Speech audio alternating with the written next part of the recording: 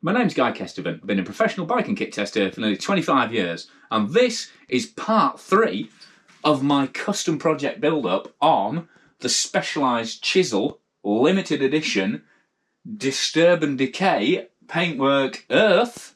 God, this is getting complicated. Basically, super limited edition, beautiful custom artwork frames produced by Specialized on a Chisel Alloy Smartwell XC frame set. So, we left it last time. I'd told you I was going to put a SID fork in here, and as you can see, things have escalated. So, I mean, to be honest, the bike is ready to go, but I just can't show you the wheels yet because, well, I could show you the wheels, but not the tyres. They're still under embargo. But I've not ridden it yet, but I'm busting to, so before I go out and get it filthy, let's have a look at what I've done with it. There's some old familiar friends here, but there's some new tweaks on here as well, which could be interesting. Could be interesting out on the trail.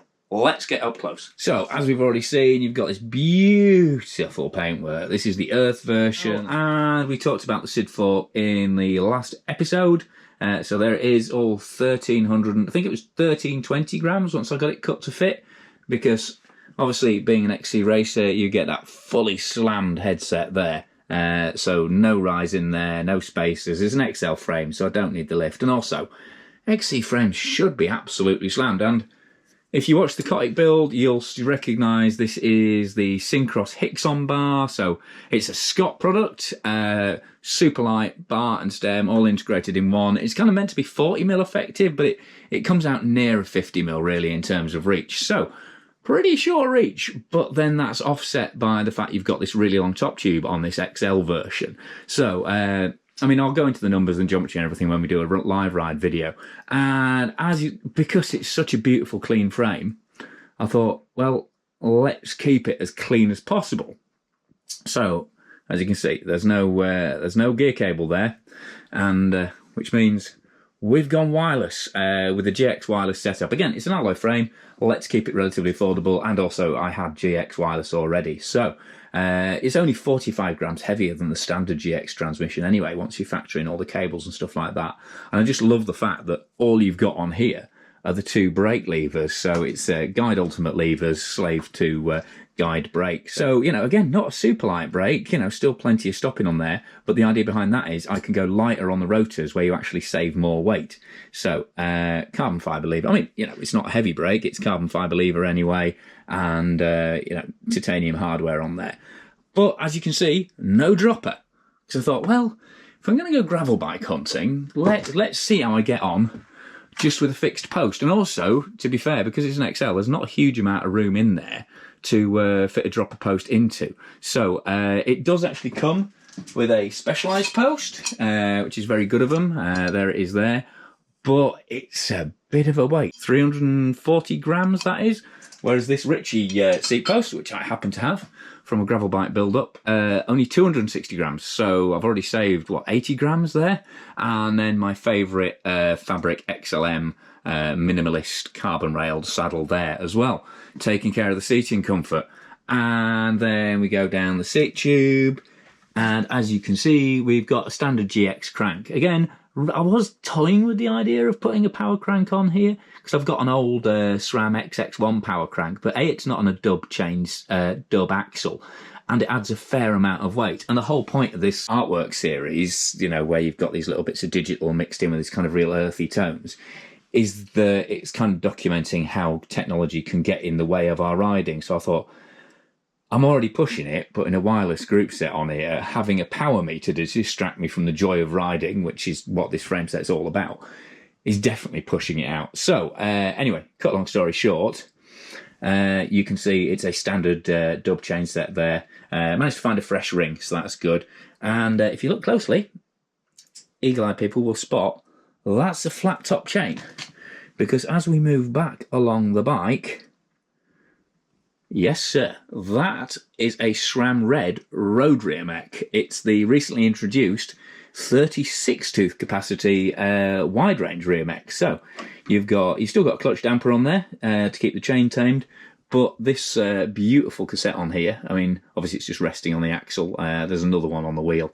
Is a 1036. So ratio is 32 at the front, 1036 at the back, which, you know, is fairly tough, but I figured when I used to ride single speed, you know, albeit that was on 26-inch wheels and these are 29s, I used to run a 3216, so running a 3236 is what I run on my gravel bike anyway. And using this SRAM Force cassette off the Road Group rather than the SRAM GX Eagle 10 to 52 MTB cassette saves you the best part of 150 grams and also gives you a lot smoother progression through the gears, especially on the larger cogs. And I've already weighed it, fully built up with the wheels in. Bearing in mind this is an XL frame and you've got alloy chain set, you've got an alloy seat post, yeah, fork, bar and stem and everything is super light, and you've got a small block with a red rear mech. But the whole bike comes in at 9.5 kilos with pedals off. So super light for an alloy frame set, I reckon. And if I can't lever that uphill with a 3236, then, well, frankly, I need to dig in a bit harder, don't I? And also, you know, the whole idea of this is it's something a little bit different. So let's see how I get on with that gorgeous-looking flat-top chain and a really close ratio block on the back. Right, I've just swung the frame round so you can see some of the detailing on the other side. I've already talked about the little clip under the bottom bracket there. I mean, obviously, there's only one pipe running through it now. I mean, it's got space for 4 on there. But, I mean, look at that. I love that flat top chain. It just looks amazing. And then up this beautiful down tube. We have the only real glitch, actually, for only very few number of riders globally, but obviously a bit of a deal in the UK and other Commonwealth countries where you're going to run a moto brake lever on this side, is that only that lower port there is sized for a hydraulic hose. So I couldn't run it on the other side of the frame, so I've had to put some protective tape on there. So I need to keep an eye on that because obviously I don't want to damage this paint job. But also thinking about it, that means that I don't know whether you'd be able to run a reverb in here comfortably. I mean, you probably could, but it's going to be a bit of a fight because obviously a hydraulic hose is a lot thicker than a cable outer. So just something to bear in mind when you're building up. If you're riding moto or you want a hydraulic post, I mean, ideally you just get an axis post to match the axis on this side. But yeah, just something to bear in mind. Oh, and while we're here, these are fabric grips. I did actually look at some pure foam grips I had lying about, but where are they? That's me. I did actually look at some pure foam ODI grips I had lying about, but to be honest, they were only 10 grams lighter, and I just can't. I still have horrible memories about when grips used to just slide around and slip whenever it got wet, and just, you know, these have got a really neat little CNC. So peel them that way. You can see a really, really neat CNC collar on the inside there. So you've got all that lock-on security, but with, you know, still a grip that weighs less than 50 grams. So yeah, just need to sort some bar end plugs out for them, and then we're hunky-dory. Yeah, so there are a couple of little glitches to bear in mind, but overall, I am super excited and super pleased how this ride's come out.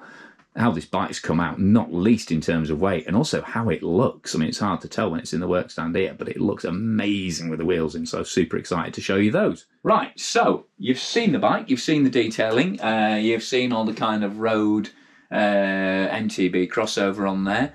So I'm going to get the wheels in. Like I say, I can't just show you the tyres just yet, but I'm going to get it in, get some shakedown rides done, and then when I can talk about everything, because I may as well talk about the whole package, we'll get onto the live ride review. So keep an eye on the channel for that. Keep an eye on social for that. I'll be giving little bits of teaser on there as we progress.